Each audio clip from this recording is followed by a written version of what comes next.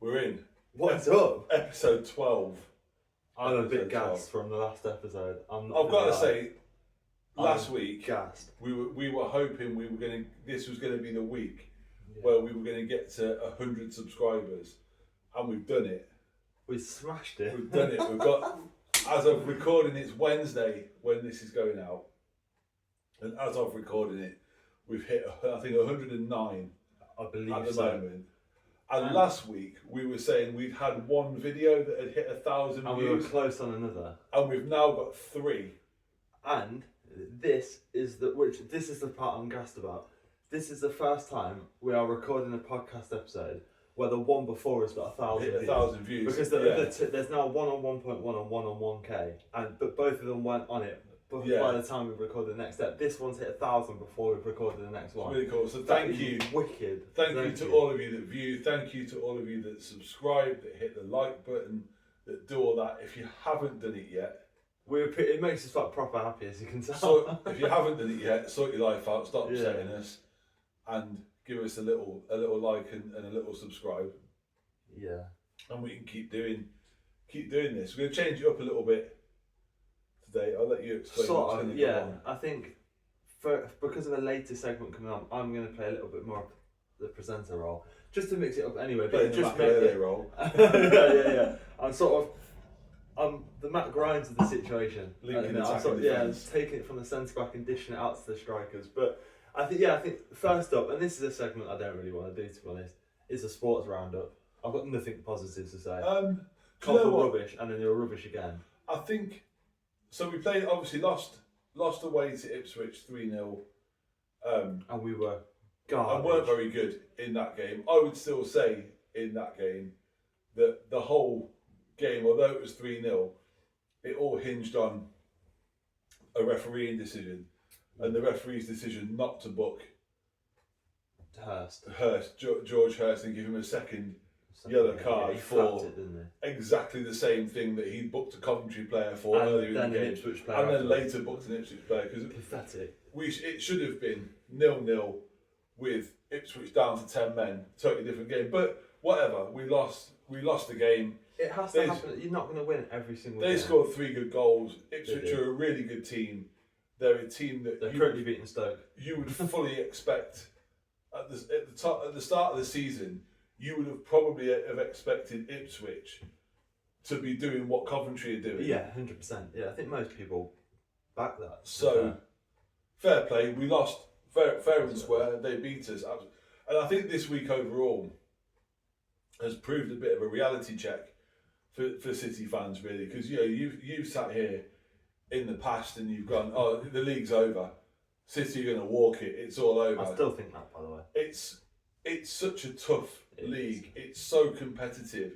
It's so close. There's 4 points from 4th to 20th at the moment. Like, that's how close it is. It's ridiculous. It's been a bit of a reality check for us. I do think more than it being a reality check, it's been a reminder of how you need a good squad rather than a good team. Because at the moment, we've got a good team and an all-right squad, haven't we? Well, I mean, Sakamoto didn't play against Ipswich, and we missed him, and we lost. Brandon Thomas Asante, who's been outstanding, arguably in the top 3 for Player of the Year for the club this year, is now out until probably after Christmas. We missed him. Victor Torp didn't play. Kesler Hayden played both and was rubbish in both. I thought he played well against Preston. I saw a tweet last night saying that he had a generational stinker, which I love that term. I thought he played well. I don't think it's easy for these guys that are new to the club when they're not getting regular game time. That's true. Because I felt really sorry for Luke Wolfenden last night, because I thought he was playing fine, but he was the player that came off. I thought he was alright, to be fair. He was the player that came off at half time so they could change the formation once Preston had gone down to 10 men. But I think it's a bit of a reality check. You see some stupidity on the social media where, the wheels have come off and blah, blah, blah. Do you know what? If you'd have said to us at the start of the season that 2.5 weeks before Christmas, you'll be 5 points clear at the top of the league, having only lost twice all season, we'd have been absolutely over the moon with that, wouldn't we? On the Coventry City Idiots forum, or the fans forum as they call it on Facebook, someone said after the Ipswich game that we'd be lucky to make playoffs. Yeah, I mean we're currently in the top two by 10 points. What really matters, winning the league would be a massive bonus. Of course it would. Yeah. But what really matters ultimately is finishing first or second. If we finish second, you still go up automatically. And like you say, the really, really important thing is the gap that we maintain to third. Yeah. And that's still 10 points. Yeah. So. Exactly. Yeah, and I think a little bit of a change up for the sports round today because we've got to do our prediction as well. Because we play Bristol City. I don't think there's a midweek game next week. We play Bristol City, then it's Southampton away, and then it becomes a sort of Christmassy fixtures after that. So, who's Bristol City at home? Bristol City at home. They were flying at the start of the season. They were absolutely flying, and a bit like us, they've gone a bit flat recently. They have.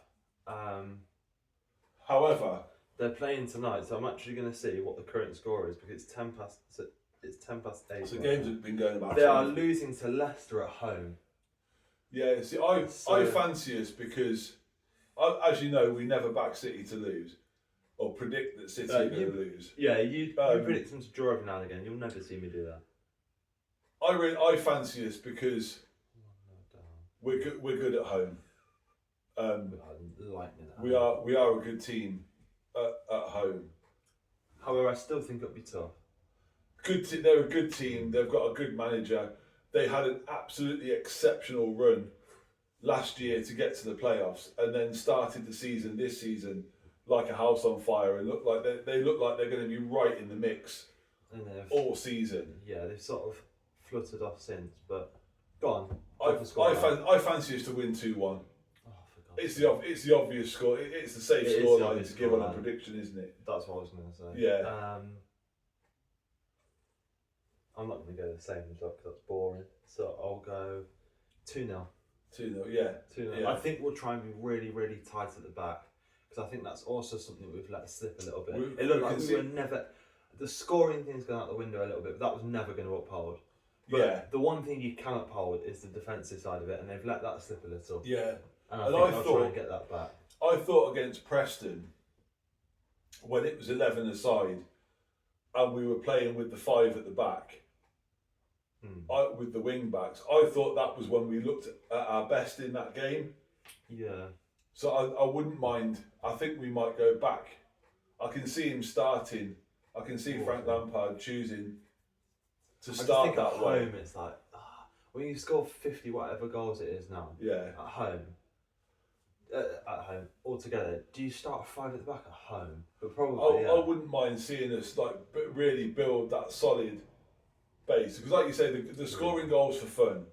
That was never going to last. You're never going to ultimately, do that. Yeah. It's the old basketball saying, isn't it? Offense wins games, defense wins championships. Exactly. You look at what a team like Burnley did last I was just year, going to say they were because no one could score against them. Unbelievably solid. It was impossible to score against. They went through the entire season not conceding more than 2 goals in a game. They scored 9. They only conceded 9, didn't they? No, it got absolutely ridiculous record. Yeah, that's insane. Yeah, I'm going to go.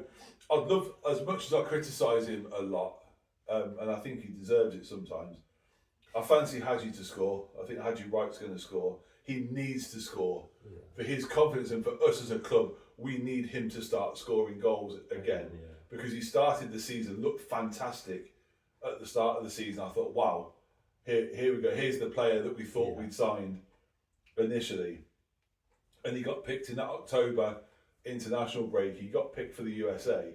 And to be honest, he's been garbage ever since he came back. And luckily for us, Brandon Thomas Asante was knocking him in left and right, and Ellis Sims started knocking him in left and right. I'll go with Hadji Wright and Victor Torp. Wright and Torp. I'm going to go for Hadji, and I'm going to pick a left field one because I always like to do that. I'm going to go Jay De Silva. Well, yeah, I was going to say Hadji and Van Ava, but he needs to shoot for that to happen, so it's unlikely. And we're not sure because he missed.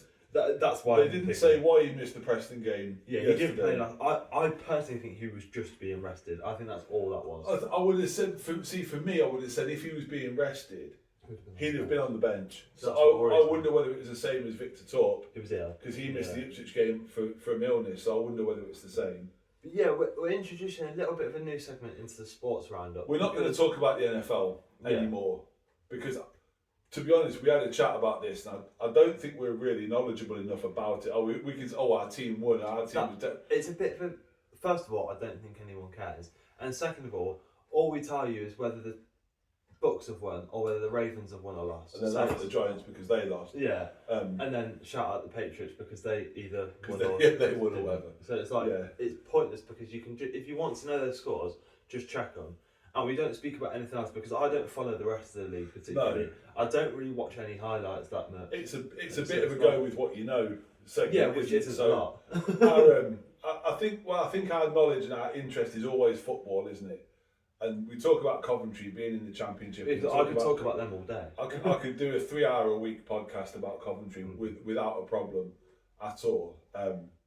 Probably bore the pants off most people, and we'd lose. Yeah, lose followers. Which I'm assuming is what the NFL segment did. If nothing else, yeah. But Premier League. So what we thought we'd do is rather than talking just about the Premier League, and neither of us support a Premier League team. We both watch Premier League football pretty much as neutrals across the board, I think, don't we? Yeah, I've got a few teams I don't really like. I do quite like. But I always pick a team every season. I kind of pick a team that I like the way they play football. I like the style of play. It's like last year, my sort of honorary Premier League team was Crystal Palace. Yeah, I've liked Newcastle for a few because years. I love the way, but no association with them at all. Okay, yeah. I just loved the way that they played. They play football to me in the way that it's supposed to be played. Yeah, play properly. You're supposed to attack and you're supposed to try and score goals. And this season I'm trying really, really hard because I've got to try and pick a Premier League team, and I can't do it because the team that I like, or the team that I think are playing the best football at the moment, or the best football to watch and playing the style that I enjoy. I can feel a bit of sick coming up in my mouth when I'm about to say this because it's Aston Villa. It's got to be that, hasn't it? But I can't do it. I can't bring myself. Yeah. I absolutely refuse, point blank. I know we haven't played them in 25 years. Credit where it's due. Credit where it's due. Villa, they've got some great players. Morgan Rogers is a baller. Yeah, he's a joke. They've got some really good players. I love John McGinn as well. I like John McGinn. He's a proper throwback, old school footballer. Unai Emery is a top level manager. He's got them playing brilliant football, but there's no way I can like them. No. I think Arsenal will win the league by at least 10 points, but I would love Man City to catch them, but I don't think I'd just like to see it be close. I think we're going to have each week though. We're going to do like a quick Prem story, so we won't give you like the full details, just a quick overview. So we'll pick a story from the Prem each week, and this week's is obviously about Mohamed Salah. Yeah. Who I really, really love.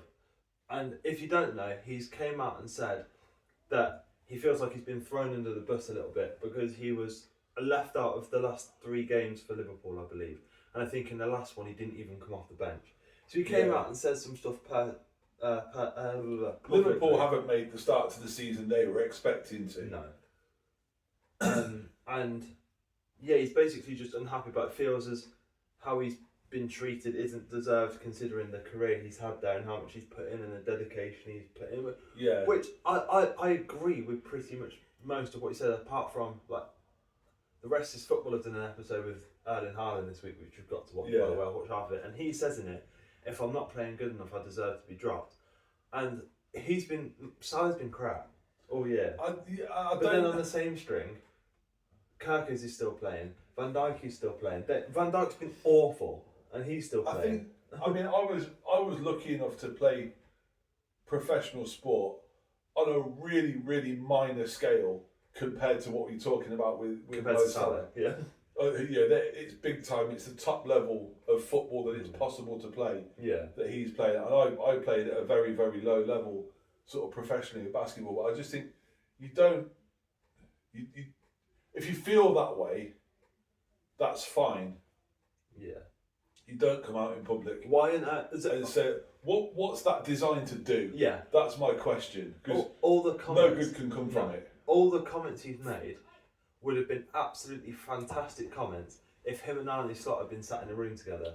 it's a kind of conversation that you have with the coach or with somebody, whoever it is, behind your teammates. You sit in a room and you go, this isn't right. I'm not happy with the way. And I think for a player like Mohamed Salah, although I'm not and have never been a Liverpool fan, Mohamed Salah has been unbelievable.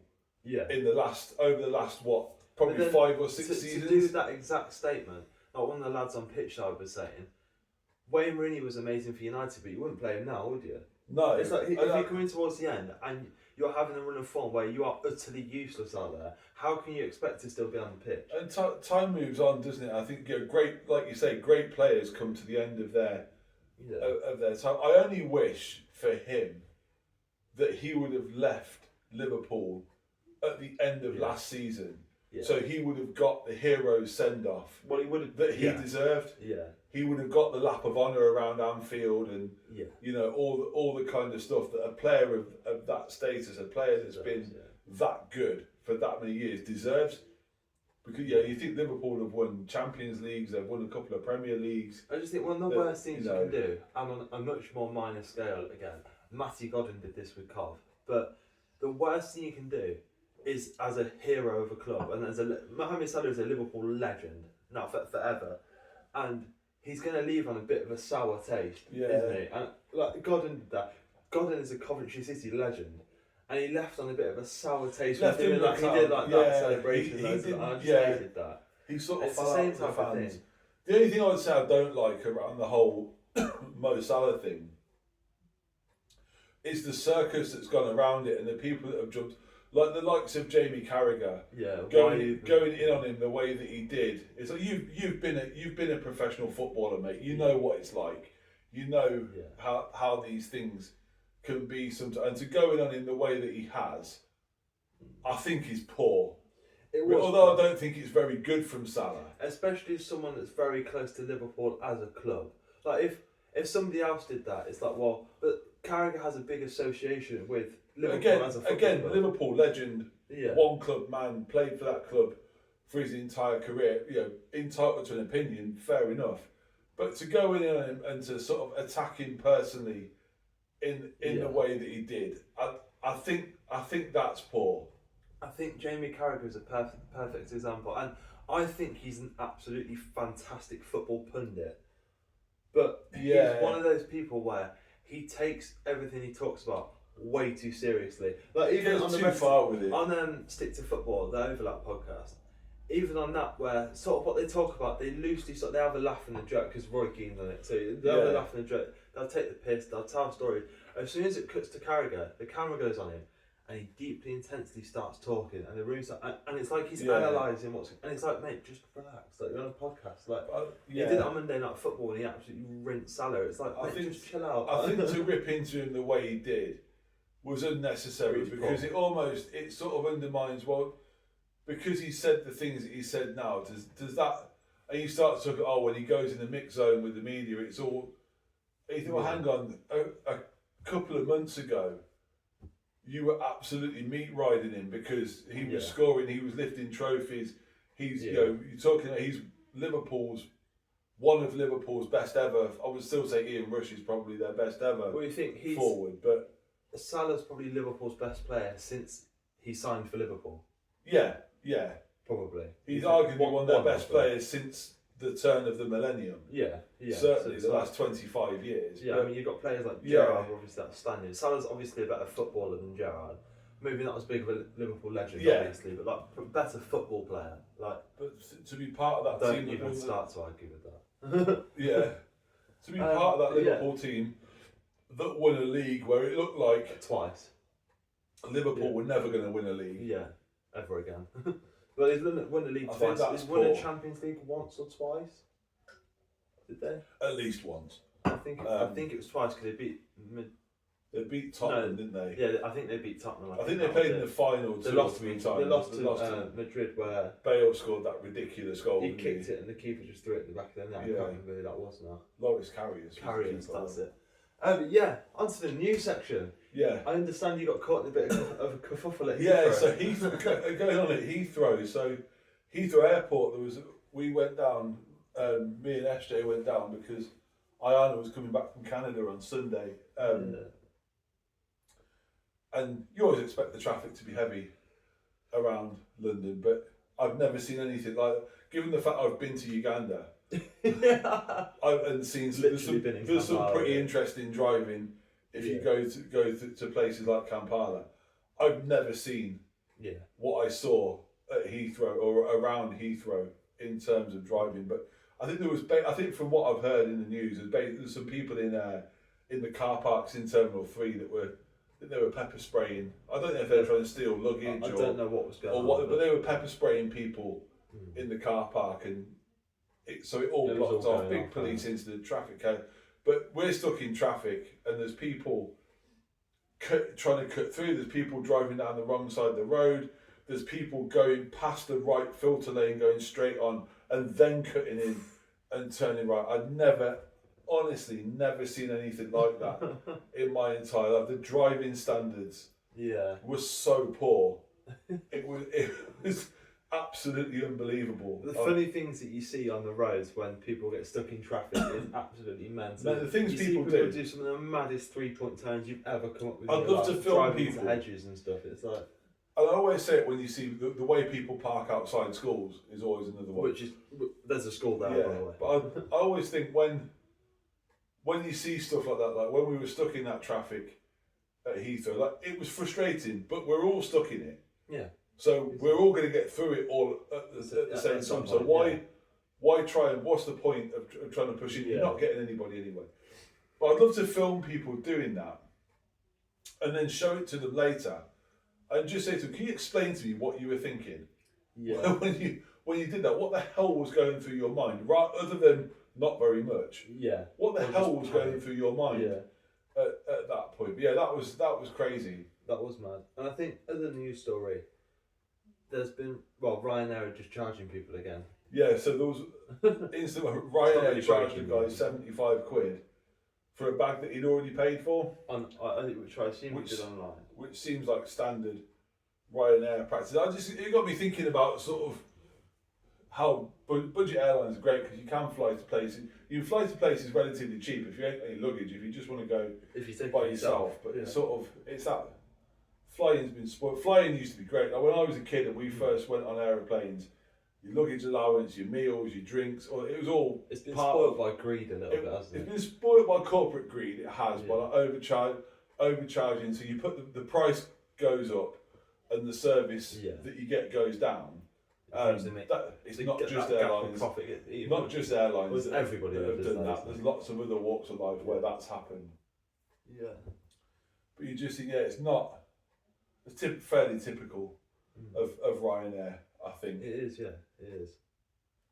But yeah, I think that two pretty meaningless news stories this week, but we like to provide some news. And then a bit of a different segment. So we're going to cut out the 3 news stories I usually do, where there's a real one and 2 fake ones. We're going to cut that. We're going to cut Krabby's Corner. We're going to cut 5 things for today, all of it for today. And you are going to replace it with 5 things that you wish you knew at 21 years old, which is the age I am right now. That isn't a random age. That's how old I am right now. Yeah, so sort of, I was thinking about, because obviously, you want, with the podcast, although we talk about the football and you want to have a little bit of substance, I suppose, to it as well, as much as anything. I was like, when I was talking, because you're getting to an age now where I remember quite well what I was doing and what I thought and all that kind of stuff when I was that age. I thought, I wonder.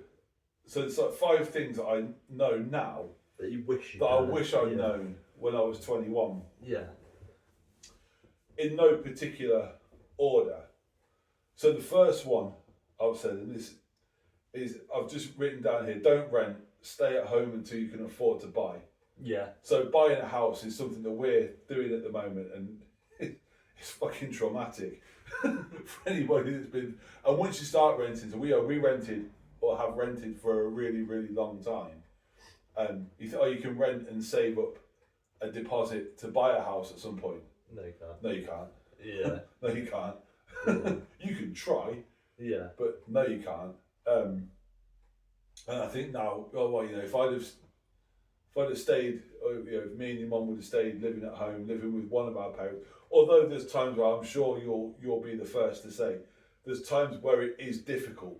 Yeah. It's not easy to do that because you do get to an age where you want your own bit of space, you want your own bit of privacy, all that kind of stuff. But I think it's worth sacrificing those like 4 or 5 years that it might take just to make it happen. Make it to then get to that point where you can buy rather than going down the road of renting.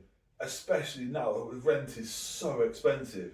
But house prices are getting to an absolute joke. Even if you want to rent some 2-bedroom shitbox in a stabby area.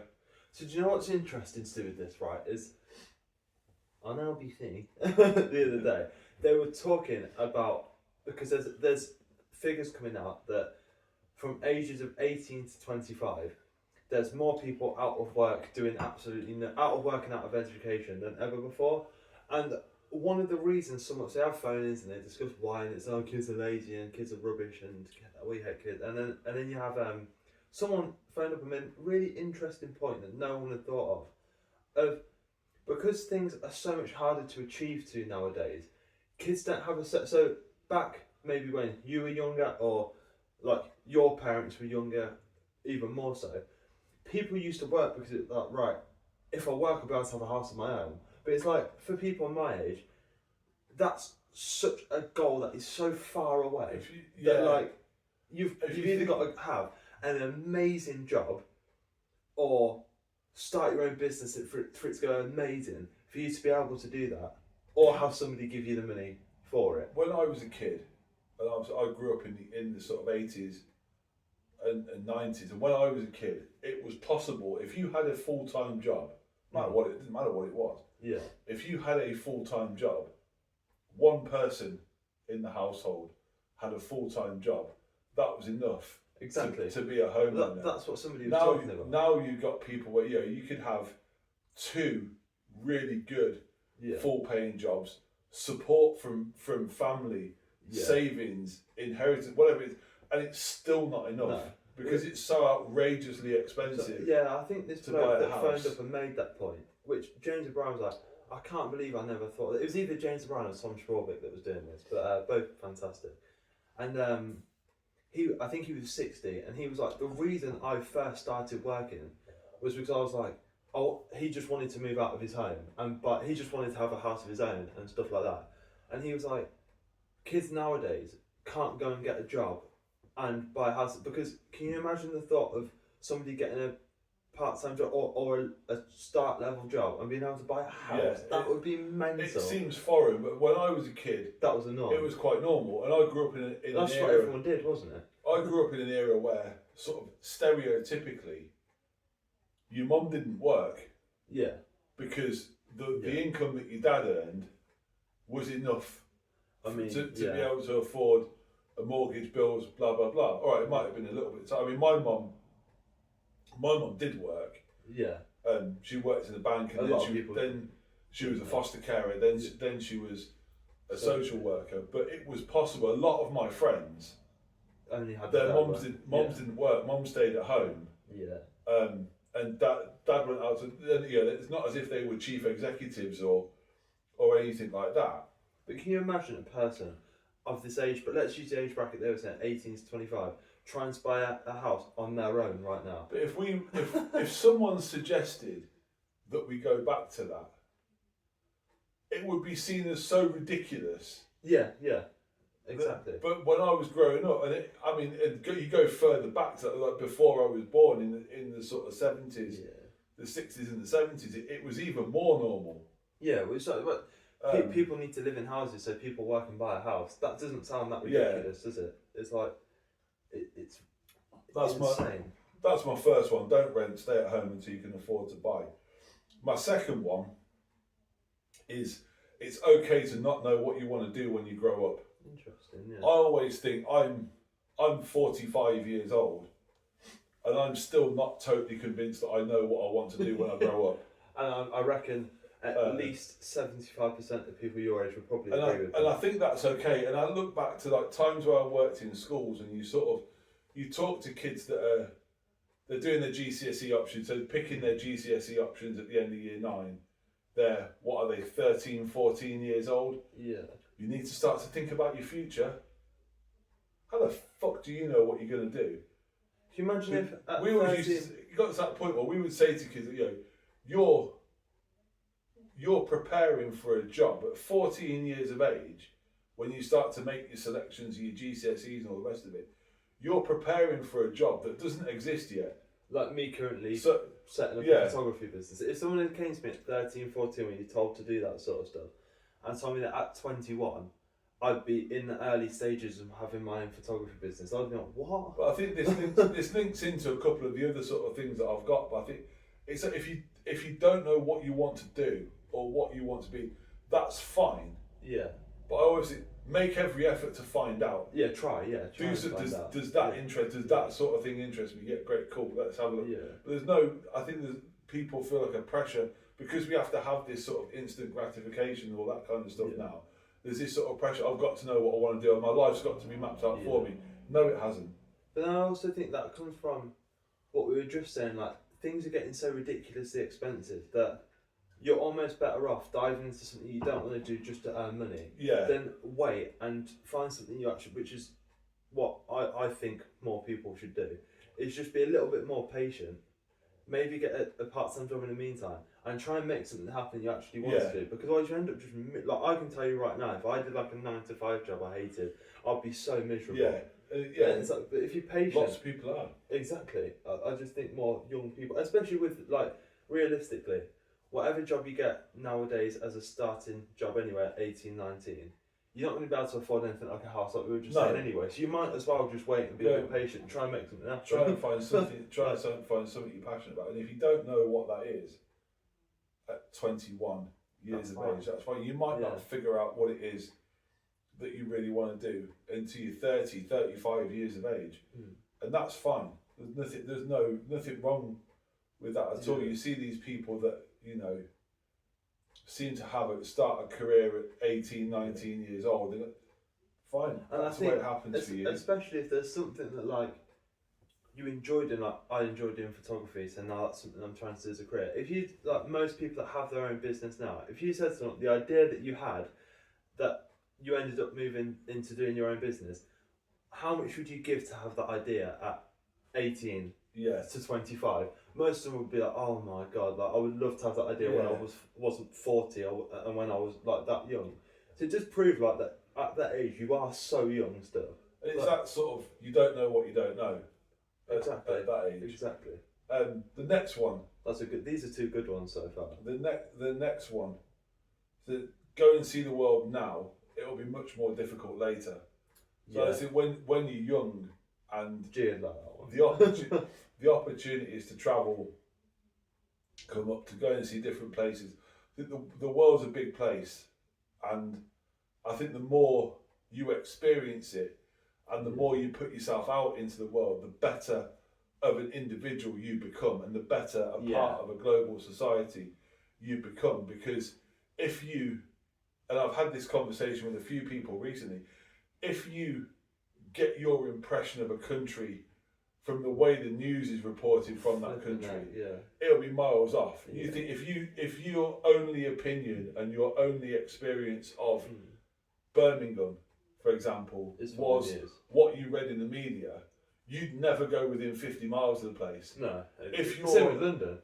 Same with London. Same with the US. Yeah. I love going to America. America's a great country. It's a great place, but all the media and all the sort of stuff that you would know if you only read it in the news about America to do with Trump and all the rest, everything that's going on, you wouldn't go within 100 miles of the place. But America's a fantastic country. It's a beautiful place. There's so many phenomenal places in America to go and see, to go and visit. There's fantastic people there. I lived in Montana for a little while, and it's one of the best places with some of the best people. It's not quite as good as the time we spent in Canada, but Montana is a brilliant place with brilliant people. Yeah. But because everything gets tarred with the same brush, you think, oh, it's just going to be like They've got a Muppet in charge of it, but it is a great country still. Yeah, so I think go and travel, go and see it, meet people, get to know other people, other cultures, the way people do stuff. It makes you. That's what I was going to say. That's just reminded me when you first made your point. Like, I always think when you go on holiday to different places and stuff like that, you get a great understanding for how different everybody actually is. Yeah. Like, you get a great grasp of that. And that's fine. Yeah, exactly. And like, just because they don't do things the same as you do, their country's still ticking. Yeah. Everyone's lives are still ticking over. Like, and it also makes you realise how big the world is as well. Yeah. I always think, like, it makes you realise. I always think that when you watch like travel YouTubers. I was saying, we went to Morocco in the summer, which is it's an Islamic country, and so that might give you an impression of it's going to be a certain way, because what I've seen on the news about Islamic country. What a fantastic place. And I've been there as well, and I agree. What a fantastic place, what fantastic people. Yeah.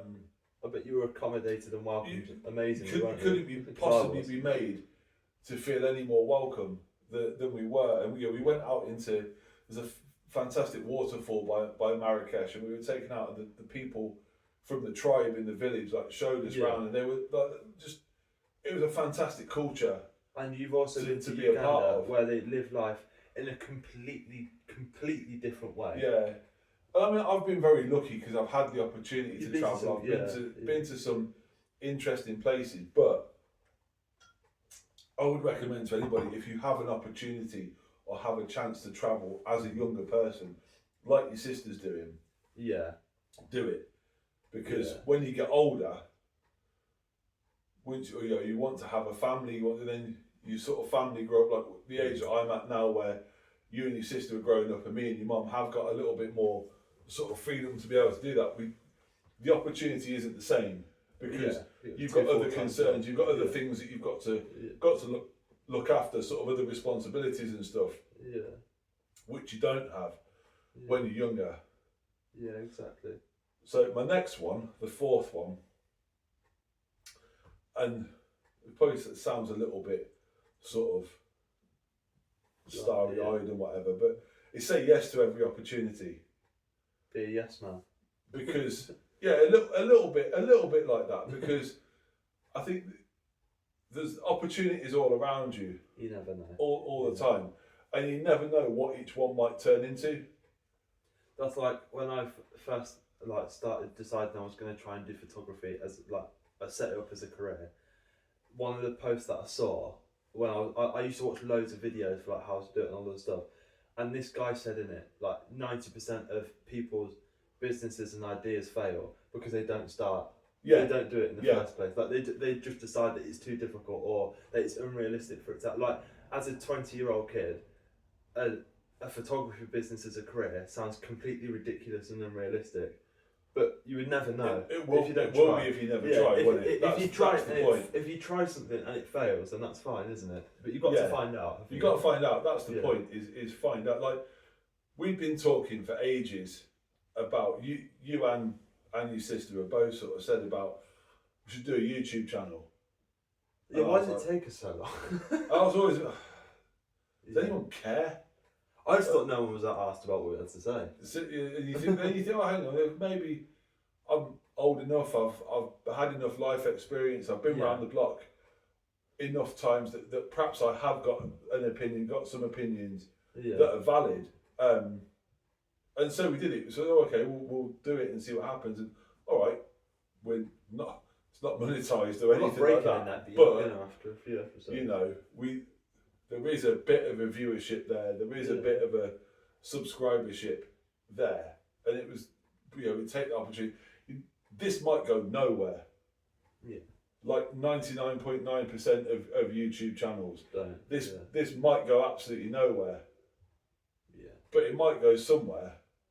But if we never have done it, it definitely wouldn't have ever worked. Yeah, but I saw a comment on a video from 3 videos ago, and someone was like, "Thanks for a great episode, guys." And I was like, "That's sick. That's really cool." That's pretty cool. That's total stranger, someone who's idea never ever met either of us before. No, thanks for a great. And episode. they took the time to comment on one of our videos. That's brilliant. Stuff like that is brilliant. Before and was like, the video quality and like setup and angle and stuff was like way better this time. I thought that gives you like a bit of a motivation to do stuff. It's really cool stuff like that. I was scrolling through my Facebook messages the other day, this morning actually, and the bunch of people I've done shoots for have got their profile photos, my photos. Yeah. I was like, oh, that's properly cool. That's really cool. That's really. And that never happened if you don't, you know. Exactly. I was like, that made me like want to carry out stuff like that. Just makes you want to keep on doing stuff like that. Because I was like, that's really cool. And my last one, the last of the 5 things that I wish I knew, is it's okay to start again.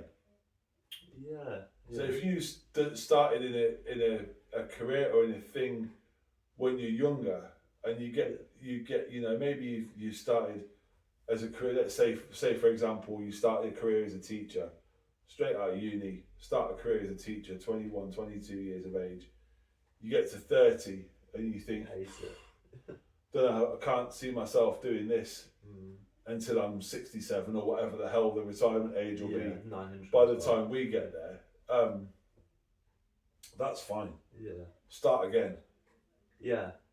You've got you pick up. I think as you go along in your life and as you go along in your working career, you pick up skills. You do your training, do your courses, all the way, but you pick up skills and life experience and stuff that you don't, and you're able to do things that you don't even realise you can do. And it's not until someone says, "Oh, we could really use you for that because you're really good at that." You think, "Oh, hang on a minute, am I? Oh yeah. Okay, I guess I am." Yeah. I think there's no harm in starting again. Just because you start a job or start a career as a young person doesn't mean that that's how your life then has to be mapped out for the next 50, 60 years. Yeah. You can do other stuff. I also think at the moment, like, I don't know if you agree with this, but I also think there's a major pandemic in the world at the moment of people doing stuff they don't enjoy. Yeah. People don't spend anywhere near enough time doing things that they enjoy. And one reason is that is because you spend majority of your time working. Yeah. And it's like, so people spend so much time doing things that they don't actually enjoy that it's just rubbish. Like, I know you quite enjoy your job. Yeah, it's like the other thing that I was going to put on here, and it probably would have been number 6 of my sort of top 5, is don't forget who you are. Yeah. Because I think people sometimes it's easy, especially as you get older, it's easy to end up being defined by the job that you do, or the sort of that, or the fact that you've got children, or whatever it might be. I think it's really important to remember who are you, what do you enjoy, what do you like doing? Do you play five-a-side on Friday night with your mates? You know, whatever, enjoy cooking, enjoy whatever it is. I think people tend to become like Josh the teacher, or Josh the accountant, or Josh the hairdresser, or Josh the whatever, rather than you're more than just one thing. And I think it's easy to become defined by you're the teacher, or you're the parent, you're the dad, you're the mum, or you're a teacher, so you must be like this. Yeah, you're that, so you must be like that. Ultimately, you're all of those things and more. Yeah. And obviously, it's really important. Don't forget that. Don't lose sight of that. Of like the person that you are. All the other stuff, the career, they're satellite things compared to sort of who you are as a person. That felt like it was actually quite deep, to be fair. I thought they were 5 quite good ones. Quite serious for us, wasn't it? Yeah, that was quite good. Yeah, absolutely rubbish. What would you say? So for people that are in the comments, and hopefully we'll get people. That's one thing I would like, is a little bit more interaction. Yeah, definitely. In the comments, for those of you that are over 21. Yeah. What would be your? You're not allowed to be 22. What would be your things? Yeah. That you know now, even if it's just that one you thing. Wish you'd known when you were 20. Yeah, not a top 5, just one thing. Yeah. What's your little bit of knowledge, your little nugget of information that you know now that you think, man, if I'd have known that when I was 21, things would have been different. Yeah, it's cool, isn't it? I think before we move on to the tenable, I saw a question the other day on Backside. I'm sorry to keep mentioning the podcast. It was 1970 something the year was. What do you reckon the average price of a pint was? In when? 1970 something. It was like 76, 79, something like that. Well, your granddad used to work in a pub in what would have been the mid to late 70s. Average across the country. That. And I reckon at that point the price of a pint of lager would have been about 3 or 4 pence. This year they did, so it might have been late 70s. It might have been 80 something. It was 11.5p. Yeah. Can you imagine a pint's being 11.5p? Yeah, now what's the average price? Probably about £6. I think it's about £6.20 or something like that. Because of London doesn't up a lot, isn't it? Mm. How many pints per hour was the average wage in the 70s compared to now? About a pint and a half an hour the living wage now, isn't it? Yeah. That's a good measure. Yeah. So someone worked out what your wages in the 90s compared to now on like Freddo's per hour. Yeah. I've seen that one. But right, Tenable, your turn to take on the Tenable. Cool. And this will be an interesting one because I know you're not a massive movie guy. Yeah. This could be bad. We're sticking really bad. As it's December the 10th. I did movies last week, didn't I? We're sticking with the movie theme, and I've gone for this. So this is according to IMDb website. It's the top 10 Christmas movies of all time. Okay. Just off the bat, I'd like to say, and I'm not starting with the excuses, I'm not entirely sure I can name 10 Christmas films. So I'm gonna have to try. I'll try and drop some clues in for you. Grossing as in money or like what? Just not grossing, just the top 10 rated. Oh, rating. So top 10 rating. Yeah. It's the top 10 rated Number Christmas one movies. Has to be Home Alone. So Home Alone is on there. It's all together, isn't it? It's just Home. So this isn't to do with how much money they've made. This is just to do with how high they've been rated. But what I mean is in Home Alone 1 and 2 aren't separate on the list, are they? Well, they are separate, and Home Alone 2 is not on the list. So Home Alone 1. Home Alone 1 is on there. Where do you think it sits in the top 10? 1. 4. What the hell? Which I think I would say it's pretty. That's a disgrace. It's in my. It would be higher than that for me, but this is Elf. Elf is not on the list. That is stupid. Which is a disgrace. What is the point? Great film. That's throwing me off now because I don't see Christmas. Miracle on 34th Street. Miracle on 34th Street is number 5. Okay. Die Hard. Die Hard, which I think is clearly number 1, but according to IMDb, for some reason they've got it at number 6. The system must be wrong. Yeah. What do they know?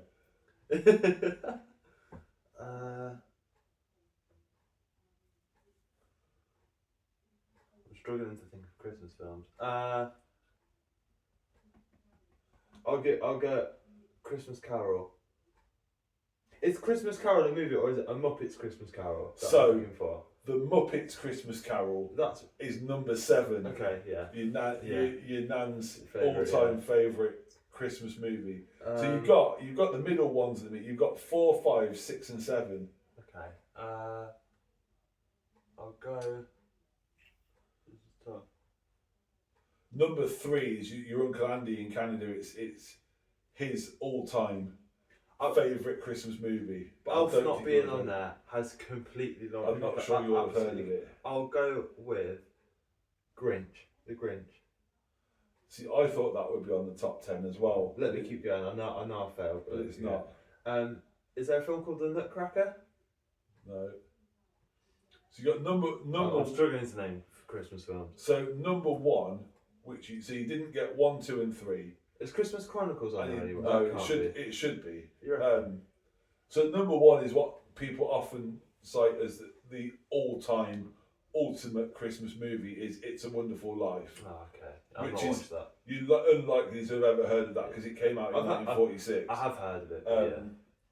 Number 2 is A Christmas Story from 1983. I've not heard of that. Oh, was Arthur Christmas on there? Neither have I. What? Number 3, which is, say, your Uncle Andy's favourite movie, National Lampoon's Christmas Vacation. I've not heard of If that. you've never seen that, it's hilarious. Yeah, I've not heard and of you that. should watch it. Then you got 4, 5, 6 and 7, which was Home Alone, Miracle on 34th Street, Die Hard and The Muppet Christmas Carol. Number 8 was A Charlie Brown Christmas from 1965. It's because all these old heads go and rate stuff, that's the problem. Number 9 was one of your mum's favourite films, some absolute Christmas rom-com nonsense. Yeah. Love Actually. I didn't know Love Actually was a Christmas film. And number 10 is Claus. Oh, okay, that's the a new. That's the a new animated one from isn't it? 2019. Yeah, that's quite Yeah. new. That was your top 10. I've not seen That that. was either. that was a tough one. I've That not was a seen tough one. any of the ones that I didn't get. To be fair, I've not seen No. Die Hard either. Though I didn't get that. Die Hard's class. So I'm yeah. awful with films. I'm sorry. Yeah, it's there we go. So, thanks for watching.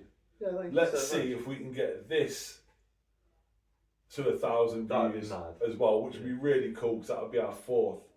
Would it video. be 3 on the trot or 2 on the trot? I don't think the one before I think it'd be 2 on the trot. Yeah. So go back and watch the other ones again like as 15 well. Like times. get us those up to 1,000 as well. That would be really cool. Yeah. Yeah. We will see you next time Yeah. for a little bit more of the No Name podcast. Thanks for watching. Brought to you by Ducking Through Doorways. See you in a bit.